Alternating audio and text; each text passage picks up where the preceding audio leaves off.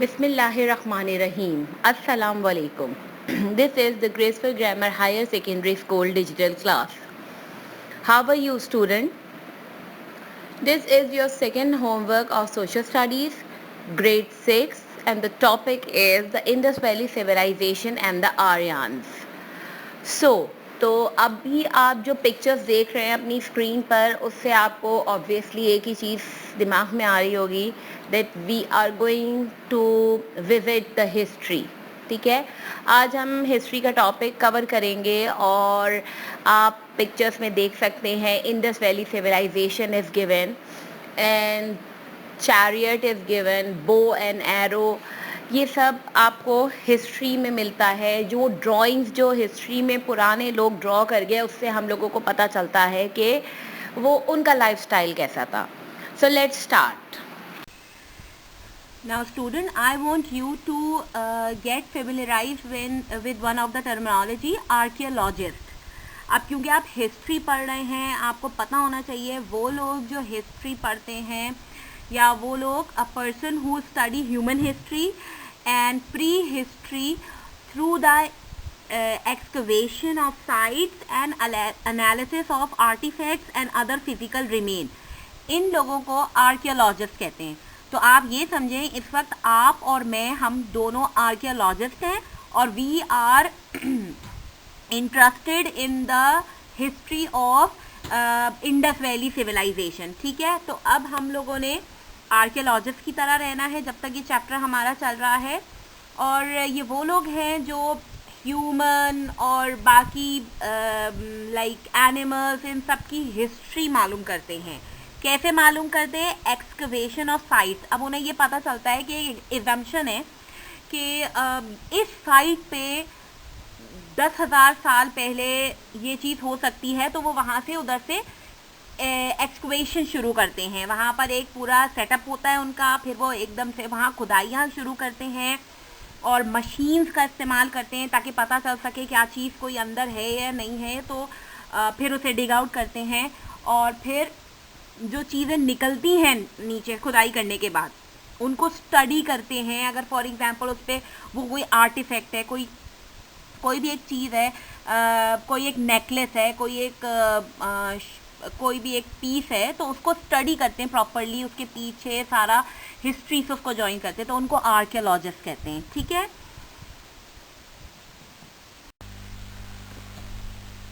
Now student, I want you to open your book, page number 5. On page number 5 you can see a map. This is the map of the Indus Valley civilization, right?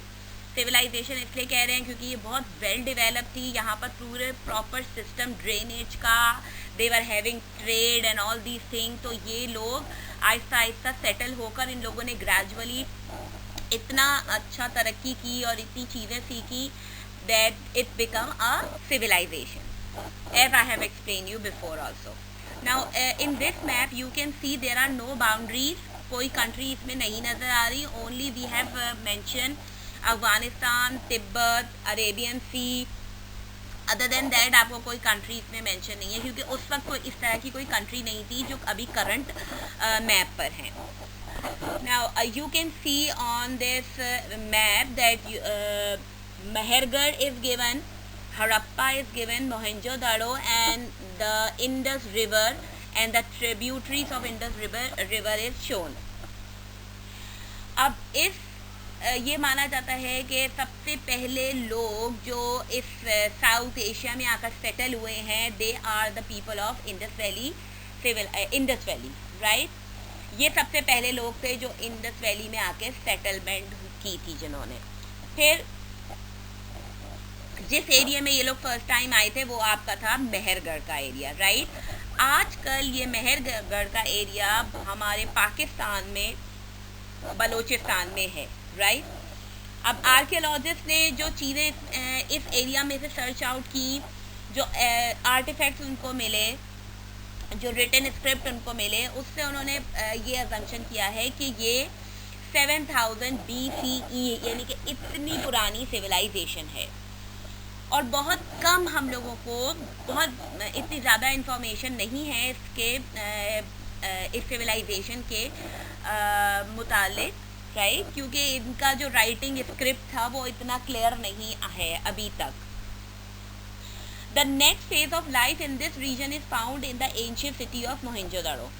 फिर अब मेहरगढ़ से लोग आगे आते गए, मतलब develop होती गए, बिल्डअप होती गई सिविलाइजेशन। तो अब आगे लोग जो है वो हम मोहनजोदड़ो के मकाम पर हमें चीज़ें मिली हैं, ठीक है।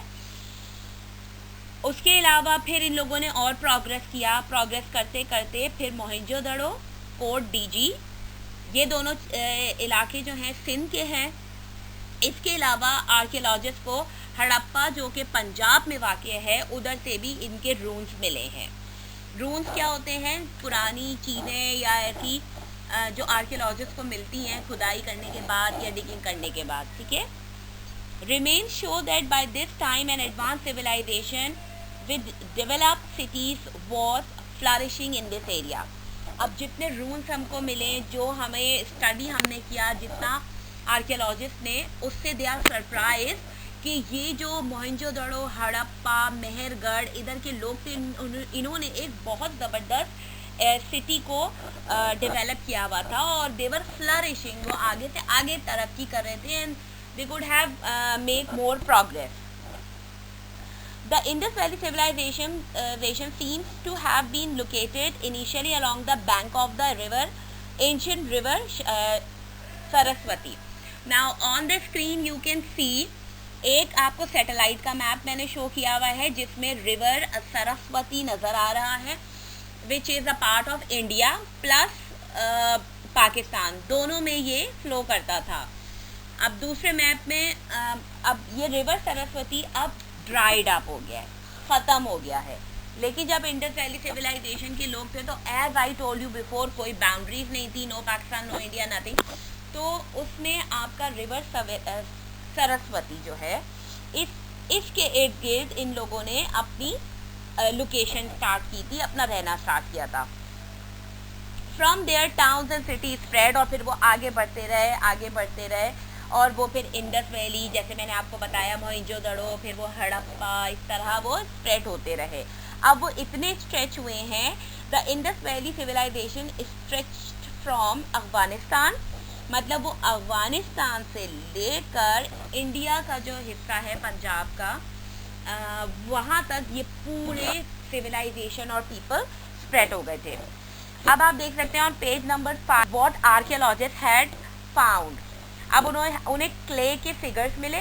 पहले पिक्चर में आप देख सकते हैं कि कुछ टॉयज बने हुए हैं जो कि मिट्टी के बने हुए हैं, कुछ ज्वेलरी मिली है हमें, राइट, सील्स मिली हैं। सील्स जो होती हैं वो यूज़ की जाती हैं कि एक जगह से दूसरी जगह ट्रेड हो रहा है, तो वो सील्स, तो आप you can see an elephant and some writing, calligraphy you can see. और उससे आगे भी आप हमें जो इन रूम से या इन जगहों से डिगिंग करने के बाद चीज़ें मिली हैं वो इस पिक्चर पे आपको क्लियरली नज़र आ रही हैं, राइट।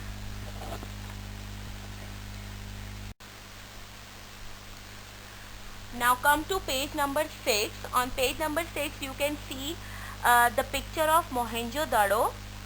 मतलब अब ये जो इंडस वैली सिविलाइजेशन में जो मेन एरियाज़ हैं जहाँ पर हमें बहुत अच्छा इनका सारा सर्च आउट किया और हमें जो फाइंड आउट हुआ है आर्कियोलॉजिस्ट को, वो एक तो मोहनजोदड़ो का एरिया है, कोट डीजी है और हड़प्पा पंजाब में है, जो अभी इस वक्त करंट पाकिस्तान में मौजूद हैं, राइट।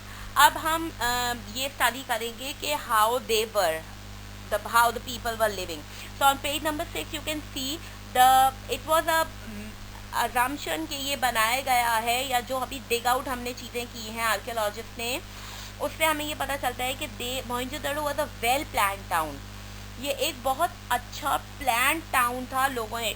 लोगों ने आकर रहे तो उसके बाद उन्होंने डेवलपमेंट की है और उसको एक बहुत अच्छा रहने की जगह बनाया है, राइट। अच्छा, the people in the Indus valley are known as Dravidians. तो जो इंडस वैली के लोग थे उनको हम ड्राविडियंस कहते हैं। जो कि फिर आहिस्ता आहिस्ता स्प्रेड होते गए, पॉपुलेशन बढ़ती गई, स्प्रेड होते होते वो फिर इंडिया की तरफ गए, उसके बाद श्रीलंकन रीजन में गए। द ब्राहवी पीपल इन बलोचिस्तान, जो अभी हमारे पाकिस्तान में बलोचिस्तान में ब्राहवी पीपल जो कि ब्राहवी बोलते हैं जो रहते हैं वो सारे ड्रेविडियंस हैं, मतलब उनके एंसेस्टर्स जो थे वो ड्रेविडियंस थे। Their language belongs to the group of Dravidian language, और जो अभी वो ज़बान बोलते हैं वो ज़बान भी उनकी काफ़ी मिलती है वो जो पहले लोग थे इंडस वैली के उनकी ज़बान से। Archaeologists are amazed at how developed the Indus valley civilization was. वाकई में जब आर्कियोलॉजिस्ट ने डिग आउट किया सारा कुछ और एक साइट या रून्स हमारे सामने आए। अच्छा, जो मोहनजोदड़ो के रून्स है वो आप अपनी बुक के फ्रंट पेज पे देख सकते हैं। अगर आप अपनी बुक का फ्रंट पेज ओपन करें, जल्दी से टर्न आउट कर लें, तो इसके बाद आपको नज़र आएगा कि ये हमने जो आर्कियोलॉजिस्ट ने डिगिंग करके सारे रून्स निकाले हैं, ये देखें कितनी बड़ी वैली है जो हमारे सामने आई है। और इससे हमें अंदाज़ा हो सकता है इसको देख करके हाउ डेवलप्ड दे वर। उनके पास एक बिल्कुल हाउसेस बने हुए हैं, टाउन्स बने हुए हैं, स्ट्रीट है, सड़कें हैं, ड्रेनेज का प्रॉपर निज़ाम था उन लोगों का। और फिर आर्ट और क्राफ्ट भी, और राइटिंग जो मैंने आपको टॉयज दिखाए, सारा कुछ जो उनके राइटिंग स्क्रिप्ट हैं वो सब कुछ डिस्कवर हुए हैं। ऑन दिस पेज आप देख सकते हैं कि मोहनजोदड़ो में पहले कोई एक किंग प्रीस्ट होते थे, उनका स्कल्पचर भी हमें मिला है, राइट। आप देख सकते हैं ये स्कल्पचर इस पेज पर गिवन है, ठीक है। It seem to have been a peaceful civilization. अच्छा, ये सिविलाइजेशन बहुत पीसफुल थी। आप ये कैसे कह सकते हैं कि सिविलाइजेशन बहुत पीसफुल थी? यस, हमें क्या सबूत मिलेगा और क्या एविडेंस है?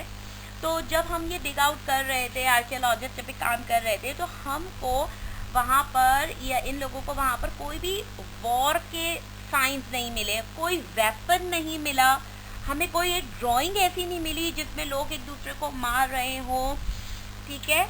तो they were very peaceful, they were very peaceful people. वहाँ पर जो है एक बहुत अच्छा ट्रेड चलता था, वहाँ पर लोग बहुत आराम से रह रहे थे। The people traded along the Indus and used a common system of वे। अब देखें, वहाँ के लोगों ने ये वज़न के लिए, मेजर्स के लिए, मेजरमेंट करने के लिए भी सिस्टम्स बनाए हुए थे।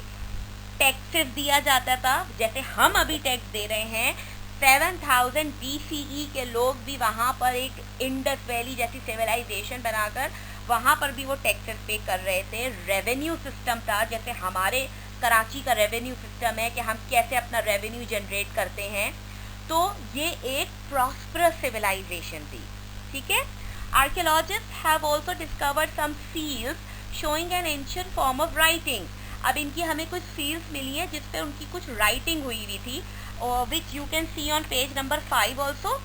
Unlike the writing of ancient Egypt, जैसे कि हमारा मोहनजोदड़ो है या इंडस वैली सिविलाइजेशन है, इसी तरह और दुनिया के और मकामात पर भी रून्स मौजूद हैं, जिनमें से एक एंशियंट इजिप्शियन और सुमेरियन वो है, ठीक है। जैसे कि हमारा इंडस वैली सिविलाइजेशन है, इस तरह इजिप्ट में भी हमें रून्स मिले। और वहाँ की राइटिंग जो वहाँ उनकी राइटिंग के मुकाबले में जो इंडस वैली की राइटिंग थी वो डिकोड ही नहीं हो सकी है, डिसाइफर्ड ही नहीं हो सकी है, उसको अभी तक हम अनकोड ही नहीं कर सके कि ये क्या लिखा हुआ है। जबकि इजिप्शियन की बहुत सी राइटिंग हम अनकोड कर चुके और हम उसे समझ सकते हैं। The reason is that it does not resemble any language of either ancient और मॉडर्न टाइम। और उसका रीज़न क्या है कि हम अनकोड या डिसाइफर क्यों नहीं कर सके हैं? क्योंकि वो किसी भी पुरानी राइटिंग से या करंट राइटिंग से मैच ही नहीं हो रही है, right student. Now we will go through कि हाउ दिस सिविलाइजेशन एंडेड, कि ये ख़त्म कैसे हुई। In addition to the writing, I am now on page number 7. In addition to the writing, the other mystery about the Indus Valley is that no one knows why it ended without any trace or without merging into another civilization. अभी तक हमें ये पता ही नहीं चला है कि ये civilization ख़त्म कैसे हुई है. Some historians सजेस्ट, अब सजेशन है जो लोग दे रहे हैं या हिस्टोरियंस दे रहे हैं कि कुछ लोग थे आर्यन, वो आए, उन्होंने इन लोगों पर अटैक किया और इनको किल कर दिया। पहला सजेशन ये है। क्योंकि ये हम क्यों बोल रहे हैं, हिस्टोरियन भी अगर कोई बात करते हैं तो वो कोई ना कोई प्रूफ होता है जिसकी वजह से करते हैं। A mass grave containing skeleton was discovered at one of the site near Mohenjodaro. अब उन्होंने ये बात इसलिए बोली है कि एक बहुत बड़ी सी कबर जिसमें बहुत ज़्यादा स्केलेटन मौजूद थे वो इंडस वैली सिविलाइजेशन मोहनजोदड़ो के करीब से मिली है या डिस्कवर हुई है। सम सजेस्ट दैट, अब कुछ हिस्टोरियंस ये बोलते हैं कि एक डिजीज़ आई थी और उस डिजीज़ ने पूरी सिविलाइजेशन को ख़त्म कर दिया था। लेकिन ये सारी सजेशन है, हम अभी तक कोई अच्छे प्रूफ के साथ हम ये बात नहीं बता सकते हैं कि ये इनकी सिविलाइजेशन ख़त्म कैसे हुई है, राइट। अच्छा, however one thing is certain, the civilization was never revived. ये बात तो बिल्कुल सर्टन है और पक्का है इसका कि ये दोबारा से नहीं बनी सिविलाइजेशन। ये जब एक दफ़ा ख़त्म हो गई तो वो रिवाइव्ड नहीं हुई, right.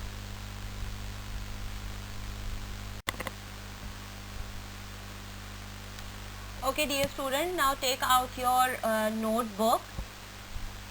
On notebook, first of all, you are going to make a title page of Indus Valley Civilization. After making the title page, on next page, you have to write, imagine that you are an archaeologist and you discover 2 artifacts from a site. Draw the 2 artifacts on A4 paper and describe them. अब आप ये समझें कि आप जो हैं archaeologist हैं और ये चैप्टर जब हम पढ़ रहे थे तो आपने देखा होगा इसमें बहुत से आर्टिफैक्ट्स हैं। कहीं पर डांसिंग गर्ल है, कहीं पर सील्स बनी हुई हैं, कहीं पर रून्स शो हैं, कहीं कोई प्रीस्ट या किंग है, ज्वेलरी है। तो आप मज़ीद सर्च कर सकते हैं और आपने कोई भी 2 आर्टिफैक्ट्स को ड्रॉ करना है और उनके बारे में बताना है कि वो क्या हैं और वो आपके अंदाजे से कितने पुराने हैं, ठीक है। एक ये आपने वर्क करना है A4 पेज पे और A4 पेज को आपने पेस्ट कर देना है अपनी नोटबुक पे। Secondly, you have to open page number 11। On page number 11 you can see Annie's note. अब आप एनी को जानते हैं कि एनी जो है उसके ब्रदर ने एक टाइम मशीन इन्वेंट की थी और वो उस टाइम मशीन में कुछ फॉल्ट हो गया था, जिसके बाद जो है एनी है और उसकी जो कैट है वो हर जगह डिफरेंट हिस्टोरिकल जगहों पे फिर रही है, ठीक है ना। तो अभी वो एनी नोट जो आपने 11 पेज पे खोला हुआ है वो एनी और उसकी जो कैट है वो कौन सी हिस्टोरिकल प्लेस पे है? Yes, she is rather they are at Mohenjodaro. अब वो मोहनजोदड़ो पर है और एनी इतनी हैरान है कि वो इतना पीछे 7000 BCE में है और जो वैली वो देख रही है, जो मोहनजोदड़ो वो देख रही है, वो बिल्कुल आज की तरह का मॉडर्न है। अब आप उसमें देख सकते हैं कि शी इज़ एक्सप्लेनिंग कि क्या क्या चीज़ें उसने देखी। तो आपने उसको अच्छे से पढ़ना है थॉरली और उसके बाद आपने अपनी नोटबुक में क्वेश्चन लिखना है हाउ वॉज मोहनजोदड़ो और इसके बाद आपने इसमें से पॉइंट्स निकाल के लिखने हैं। स्टूडेंट, आप इसको कॉपी पेस्ट नहीं करेंगे, आप लोगों को अपनी मतलब अपने वर्क को स्मार्ट करते हुए इसमें से पॉइंट्स निकालने हैं कि मोहनजोदड़ो कैसा था। तो एटलीस्ट आपके 2 पैराग्राफ इसमें बनेंगे, ठीक है। So I want to see my students work कि आप लोग मुझे कैसा वर्क करके देते हैं। कॉपी पेस्ट मत कीजिएगा प्लीज़। सिर्फ जो मेन चीज़ें हैं कि एनी ने मोहनजोदड़ो कैसा था या वो कैसा ऑब्जर्व कर रही थी वो आपने इसमें लिखना है। हाँ, अ लिटिल हिंट, आप पॉइंट्स भी बना सकते हैं इसके, ठीक है। फिर उसके बाद नेक्स्ट पेज पे आपने क्वेश्चन आंसर करने हैं। What was the first known settlement of the Indus valley civilization. अब हेयर ऑल्सो लाइक माशाल्लाह यू आर ग्रोन अप। अब आप, मुझे पता है कि आप लोग अपना काम खुद कर सकते हैं। अब आप पेज नंबर 5 पे आएँ। आई हैव गिवन यू हिंट्स, मैंने बिल्कुल आप लोगों को हिंट्स दिए हुए हैं कि आप इस आंसर के लिए आपको पेज नंबर 5 ओपन करना है। पेज नंबर 5 में इसका फर्स्ट पैराग्राफ है, उसमें से आप पढ़ेंगे कि what was the first known settlement in the Indus valley civilization. तो यहाँ पर आपको पता चल रहा होगा कि Mehrgarh, the city of Balochistan, ये जो है फर्स्ट पैराग्राफ की जो है ना फर्स्ट 5 लाइन्स में आपके आंसर हैं। कॉपी पेस्ट मत कीजिएगा, सिर्फ अपनी वर्डिंग इसमें निकाल के अपना आंसर लिख लीजिएगा। Why do we believe that the people of the Indus did not fight any wars? Okay, ये तो मुझे पता है कि आप लोगों को इसका आंसर आता होगा, but you have to give a proper answer. Verbally you can tell, but when you are writing the answer तो बिल्कुल ग्रामर को और सबको देखते हुए काम करना होता है। तो for that I have given you a hint. Come to page number 6. On page number 6 you have to open third paragraph. Now this is the third paragraph and from here you can take out the answer, right? Third one is, what two questions about this civilization remain unanswered to date? To date मतलब अब तक कौन से 2 सवाल हैं जो अभी तक इनका जवाब हम नहीं दे सके हैं इंडस वैली सिविलाइजेशन का? यस, मुझे पता है आप लोगों को पता होगा कि वो कौन से 2 सवाल हैं। एक तो उनकी राइटिंग हमें अभी तक समझ नहीं आई, जो स्क्रिप्ट है डिसाइफर ही नहीं कर सके हम, डीकोड ही नहीं कर सके वो क्या लिखा हुआ है। सेकेंडली कौन सी चीज़ है, हाँ ये अब आप खुद फाइंड आउट करें कि ऐसी कौन सी चीज़ है। एक तो उनकी राइटिंग थी, ठीक है, और एक क्या था, हाँ कि सिविलाइजेशन ख़त्म कैसे हुई, हाउ इट एंडेड। स्टिल हम इसके आंसर को फाइंड आउट कर रहे हैं, ठीक है। So for that answer you can come to page number 6। Page number 6 का लास्ट पैराग्राफ, वहाँ से आपको एक हिंट मिल जाएगा। And page number 7 line number 1 and 2, यहाँ से आपको आराम से इसका आंसर मिल जाएगा।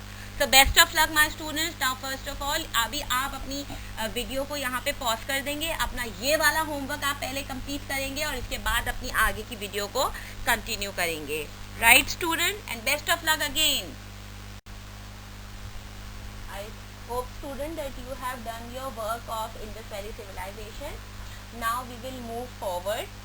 Now I want you to open page number 8 of your book.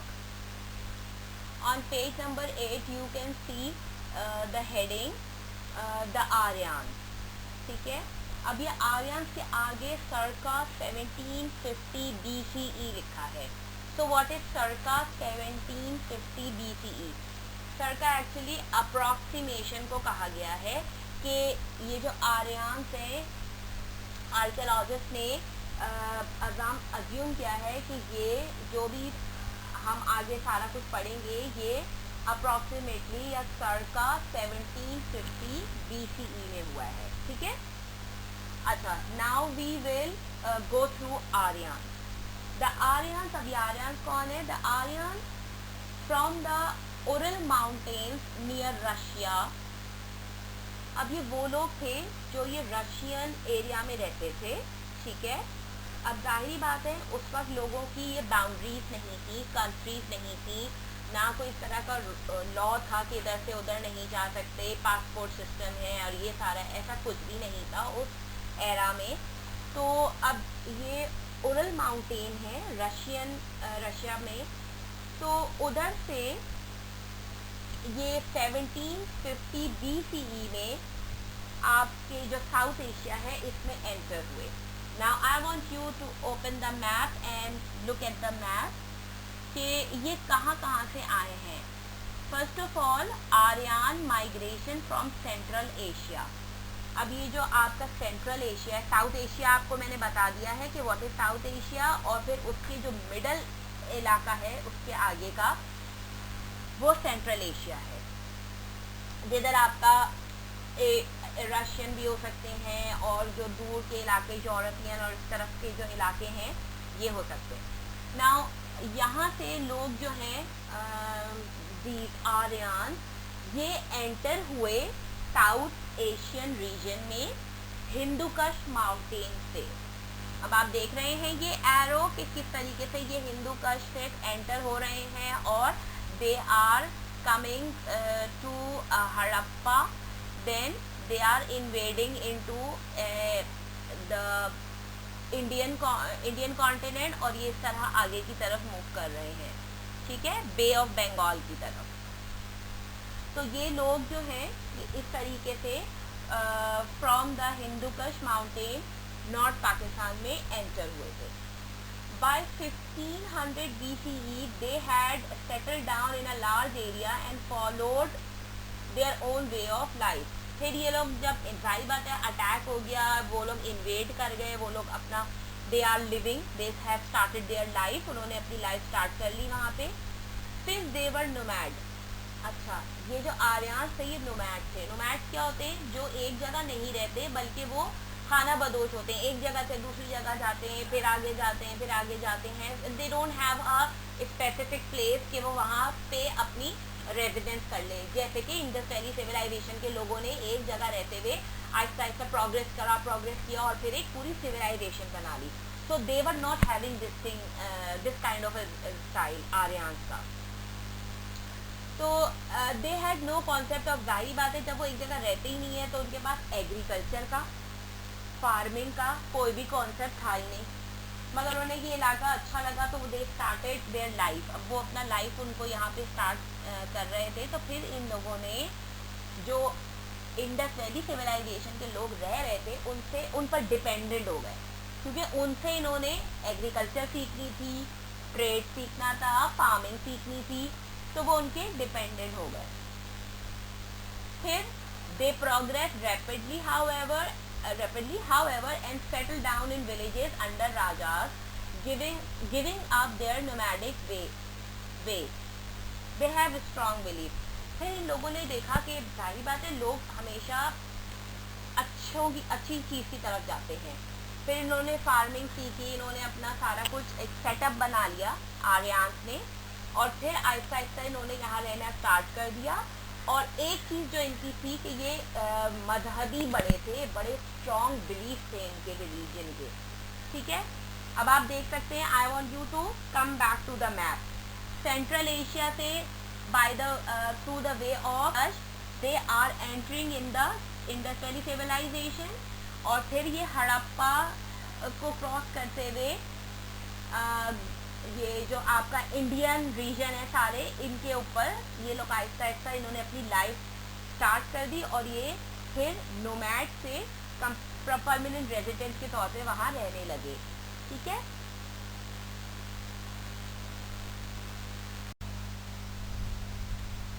Now student I want you to come to page number 9. On page number 9 you can see different people. First of all वहाँ इसमें एक ब्राह्मण is sitting, शास्त्रियाज, Vaishyas और शूद्राज. ये चार लोग आपको दिखाए गए हैं. ठीक है, आप इन्हें एक दफ़ा देख लें and then we are going to study कि ये क्या है सारा कुछ. अच्छा, वी वर डिस्कसिंग कि आर्यंस जो हैं वो हिंदू कश के रास्ते से through the way of Hindu Kush they entered the Indus valley civilization and they were nomad. फिर उन्होंने नोमैडिक लाइफ को हटाकर फिर परमानेंट रेजिडेंट इन्होंने यहाँ पर की, और आहिस्ता आहिस्ता ये इंडिया में इन्वेड करते गए. Okay, now much of the present day culture in India and Hinduism can be trace back to the Aryan. आज जो आपको इंडिया में कल्चर नज़र आ रहा है, जो मज़हब हिंदुइज्म है, ये जो है आर्यन से ओरिजिनेट हुआ है. ठीक है, The Aryans brought the infamous caste system to India. अब ये आर्यंस वो लोग थे, जाहिर बात है इनका अपना कल्चर था जो वो लेकर पीछे से आ रहे थे. तो उनका कल्चर में एक उनकी बहुत ख़राब सी चीज़ थी, लेकिन उसको ये बिल्कुल फॉलो करते थे और उस पर बहुत ज़्यादा इनका बिलीव था. वो था इनका कास्ट सिस्टम. अब ये जो कास्ट सिस्टम है ये क्या है? It began as a system of recognizing people by their job. और ये कास्ट सिस्टम जो था ये लोगों को उनके काम से पहचाना जाता था. यानी कि वो अगर कोई काम कर रहे हैं तो उनकी कास्ट उसके मुताबिक होती थी. Group of people were given certain task and their families and children were expected to follow their example and continue the family business. मतलब लोगों को दे दिया जाता था कि ये आपका काम है, ये आपको करना है, और आपकी फिर आगे की नस्लें द चिल्ड्रन इसी को फॉलो करते थे जो उस कास्ट के लोग काम करते थे. Family business. Over time the system become rigid and unfair. अब जैसे जैसे आगे बढ़ता गया time, the time was passing, तो ये सिस्टम बहुत अजीब सा, गलत सा होता गया, सख्त हो गया एक, और बहुत अनफेयर, मतलब बहुत अच्छी ट्रीटमेंट नहीं होती थी इससे लोगों की, वो अच्छे से ट्रीट नहीं करते थे लोगों को। तो ये एक बहुत ही सख्त सा और अच्छा सिस्टम नहीं था लोगों के लिए। The priest who belong to the highest caste, जो प्रीस्ट होता था इनका, एक आर्यन जिसको बहुत कुछ पता होता है सारा कुछ, उसको ये सबसे हाईएस्ट कास्ट देते थे, उसका नाम था Brahmin. Banned changing the caste into which anyone was form, और इससे ये था कि अगर एक बच्चा जिस कास्ट में पैदा हुआ है वो अपनी कास्ट चेंज नहीं कर सकता, वो उसी कास्ट में ही रहेगा। The downtrodden low caste, और जो बिल्कुल ही गरीब लोग थे उनको ये लो कास्ट का कहते थे, और उनकी कास्ट थी शूद्रास, और वो सबसे ज़्यादा अनहैप्पी लोग थे क्योंकि ये सारे जो आप देख सकते हैं, जैसे सबसे पहले ब्राह्मण है, फिर उसके बाद रैंक आता था शास्त्रियास का, फिर उसके बाद वैश्यास का, तो ये तो फिर भी रिस्पेक्टेबल थे, ठीक है, इनको तो फिर भी रिस्पेक्ट देते थे, अच्छे से बात करते थे सारा कुछ। मगर जो शूद्रास थे ना, उसको उनको वो अनक्लीन कहते थे कि गंदे लोग हैं, उनको सारा ऐसा काम देते थे जैसे कि स्वीपिंग का, ब्रूमिंग का, और उनकी कोई रिस्पेक्ट नहीं थी। उनको अपने मज़हब के बारे में, जो इनका मज़हब था उसके बारे में उन्हें पढ़ना भी इजाज़त नहीं था कि आप इतने गंदे हैं, इतने डर्टी और अनक्लीन है कि you can not get the knowledge of religion, मतलब उनकी बिल्कुल इज्जत नहीं थी, एंड दे वर मिसट्रीटेड बहुत ज़्यादा। अब सपोज करें कि आप इस एरा में रह रहे हैं and by chance, by luck आपका कोई एक फ्रेंड है जो ब्राह्मण कम्युनिटी से बिलोंग करता है, and you belong to Shudras, आप देख रहे हैं कि कितनी बुरी तरीके से आप लोगों को ट्रीट किया जाता है, तो आपने एक लेटर लिखना है अपने फ्रेंड को जो ब्राह्मण है कि what is going on, why the Shudras are treated like this, we should have equal right, और इसमें आप लिखें कि हमको भी इक्वल राइट्स मिलने चाहिए, हमें वी आर इक्वल, और बाकी मज़ाहिब में भी ये सब होता है। तो ये जो आर्यांस का मज़हब है ये तो बहुत मतलब ये गलत उस पर जा रहा है कि लोगों को इससे बांट दिया है और उनकी रिस्पेक्ट को भी बांट दिया है, नो वन इज इक्वल। और यहाँ पर अगर ये है तो शूद्रास को इतना मिसट्रीट किया जा रहा है, इतना बुरी तरीके से उनको ट्रीटमेंट दिया जाता है सोसाइटी में कि वो एक बिल्कुल उनका बिल्कुल कोई किरदार ही नहीं है, उनकी कोई रिस्पेक्ट ही नहीं है, राइट। अच्छा, तो ये आपका था शूद्रास का और कास्ट सिस्टम का। अब ये तो एक इनफेमस चीज़ थी आर्यांस की। Let's move forward on page number 10 कि आर्यांस ने इंट्रोड्यूस क्या क्या करवाया जब वो सब कॉन्टिनेंट में या साउथ एशिया में इन्वेड करके आए। तो the Aryan introduce the local people to metal, वो अपने साथ तांबा या मेटल्स लेकर आए थे, स्पेशली ब्रॉन्ज और गोल्ड। इसके अलावा वो चैरियट लेकर आए थे, ये जो घोड़ा गाड़ी होती है, घोड़े के साथ जो आप लगाते हैं कैरिंग करने के लिए, चैरियट लेकर आए, हॉर्सेस, और द यूज ऑफ बो एंड एरो, तीर और कमान का इस्तेमाल भी इन्होंने बताया लोगों को। अगर इन्होंने उनसे कुछ सीखा है तो इन्होंने बहुत सी चीज़ें इंट्रोड्यूस भी करवाई, सिखाई भी। A unique feature of Aryans was that they did not leave behind any artifact. अच्छा, आर्यंस की एक बात क्या थी कि उन्होंने कोई भी आर्टिफैक्ट पीछे छोड़ा ही नहीं, and not did they leave any grand structure to depict their lifestyle. और ऐसा कोई भी स्ट्रक्चर नहीं था, यानी ऐसी कोई बिल्डिंग हमारे सामने नहीं आई जैसे कोई मंदिर हो, टूम हो, या कोई और ऐसा स्ट्रक्चर हो बड़ा सा कि हम इनकी लाइफस्टाइल को और स्टडी कर सकें। Instead they left behind religious literature, सिर्फ वो एक अपना रिलीजियस किताब छोड़ के गए थे जिसको ये वेदास कहते थे। तो वेदास में इनकी सारी चीज़ें लिखी भी हैं जो हम आज अभी जो मैं आर्यन के बारे में आपको बता रही हूँ, ये सारा कुछ we have the archaeologists had studied from Vedas. इनकी जो लैंग्वेज थी वो संस्कृत थी, जो कि आजकल की हिंदी की बेस है, right. A large number of people on the Indian subcontinent today are descended from the Aryan. और ये I have told you before कि अभी इंडिया में जो लोग रह रहे हैं वो बहुत ज़्यादा तादाद में जो लोग हैं उनके जो डिसेंडेंट या आबा और अजदाद थे वो आर्यन थे, राइट।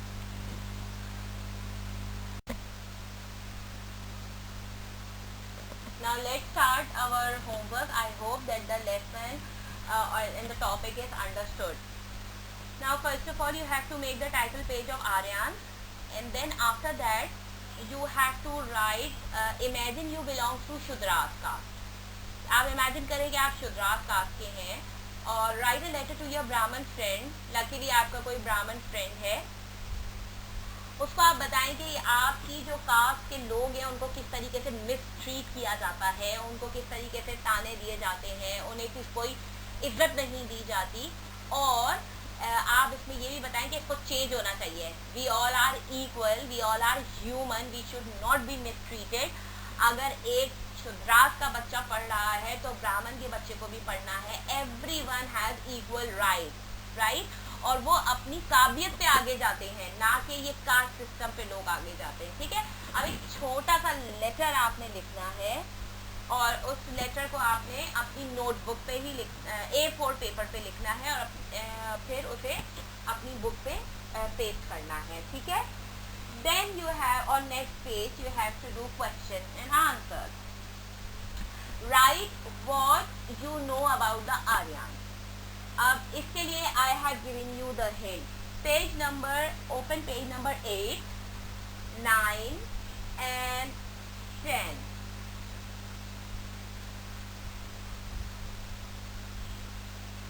ये आपके अब आपको आर्यन के बारे में लिखना है. अब आपको इन 3 पेजेस में से पॉइंट्स को इकट्ठा करना है, कलेक्ट करना है. You will collect the point.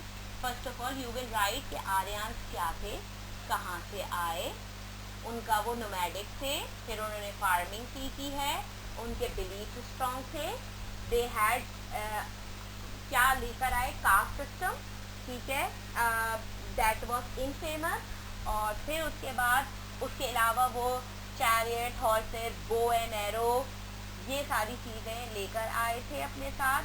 Vedas उनकी थी एक किताब जिससे हमें आज सब कुछ पता चल रहा है. ठीक है. ये आपने लिखना है आर्यन के बारे में. Then how do we know about the Aryan. हमको आर्यन के बारे में कैसे पता चला.